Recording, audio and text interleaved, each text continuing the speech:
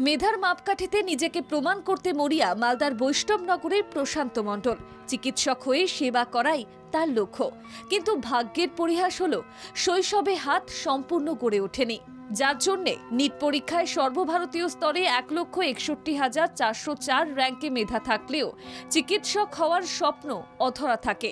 ক্ষুদ্র, ছোট ও মাঝারি উদ্যোগ এবং বস্ত্র দপ্তর দ্বারা আয়োজিত হচ্ছে বাংলার তাঁতের হাট। 4 সেপ্টেম্বর থেকে 21 সেপ্টেম্বর প্রতিদিন বেলা 1টা থেকে রাত 9টা পর্যন্ত বইমেলা প্রাঙ্গণ করুণাময়ী সল্ট লেকে বাংলার তাঁতের হাটে পাবেন তাঁতের কিছু অবিশ্বাস্য সৃষ্টি। ক্ষুদ্র, ছোট ও মাঝারি উদ্যোগ এবং বস্ত্র দপ্তর, পশ্চিমবঙ্গ সরকার।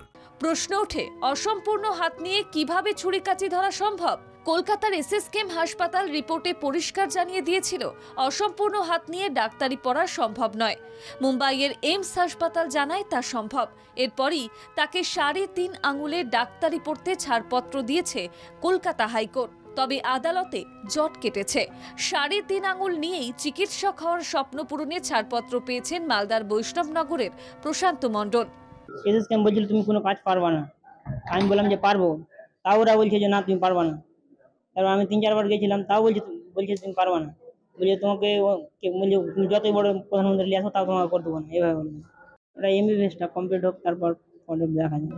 চিকিৎসক হওয়ার ইচ্ছে থাকায় তার শারীরিক সমস্যা বাধা হয়ে ওঠেনি। তবে পোলিও রোগে তার দুহাতের ক্ষমতা আর সবার মতন যথেষ্ট নয়। 3.5 আঙুলে দিয়েছেন মাধ্যমিক পরীক্ষা, এমনকি সর্বভারতীয় মেডিকেল প্রবেশিকা নিট পরীক্ষাও। এসএসকেএম হাসপাতাল প্রশান্ত শারীরিক সক্ষমতার মূল্যায়ন করে জানায় ওই আঙুলে ছুরি কাঁচি ধরা সম্ভব নয়।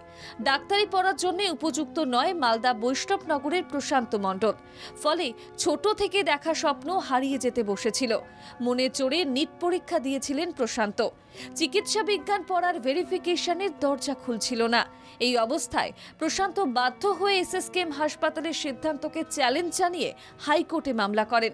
হাইকোর্টের বিচারপতি বিশ্বজিৎ বসু বিশেষ সংরক্ষণের সুযোগ দিয়ে প্রশান্তকে ডাক্তারি পড়ার ভেরিফিকেশনের নির্দেশ দেন। ক্ষুদ্র, ছোট ও মাঝারি উদ্যোগ এবং বস্ত্র দপ্তর দ্বারা আয়োজিত হচ্ছে বাংলার তাঁতের হাট। 4 সেপ্টেম্বর থেকে 21 সেপ্টেম্বর প্রতিদিন বেলা 1টা থেকে রাত 9টা পর্যন্ত বইমেলা প্রাঙ্গণ করুণাময়ী সল্ট লেকে বাংলার তাঁতের হাটে পাবেন তাঁতের কিছু অবিশ্বাস্য সৃষ্টি। ক্ষুদ্র, ছোট ও মাঝারি উদ্যোগ এবং বস্ত্র দপ্তর, পশ্চিমবঙ্গ সরকার। সেই নির্দেশের ভিত্তিতে মালদা মেডিকেল কলেজ হাসপাতালে ভেরিফিকেশনের জন্য আসে প্রশান্ত। সরকারি আধিকারিকরা বিভিন্ন নথি খতিয়ে দেখেন। তার সিংহভাগ নথি গৃহীত হয়েছে, তবে SC certificate up to date না থাকায় তা গ্রহণ করেনি ভেরিফিকেশন বোর্ড। এরপর মালদা মেডিকেল কলেজ কর্তৃপক্ষ যোগাযোগ করে স্বাস্থ্য ভবনে। প্রশান্তকে জানানো হয় তার এসসি সার্টিফিকেট রিনিউয়াল এবং উপযুক্ত কর্তৃপক্ষের সই থাকা বাধ্যতামূলক। সংশোধিত ওই নথি সহ আগামী ভেরিফিকেশনের দিন ফের হাজির হতে হবে। প্রশান্তর আইনজীবী সায়ন্তন হাজরা জানান, বিচারপতি বিশ্বজিৎ বসু বিশেষ সংরক্ষণের সুযোগ দিয়ে প্রশান্তকে ডাক্তারি পড়ার ভেরিফিকেশনে বসার নির্দেশ দিয়েছেন। এবার দীর্ঘদিনের স্বপ্ন সফল হবে প্রশান্তর।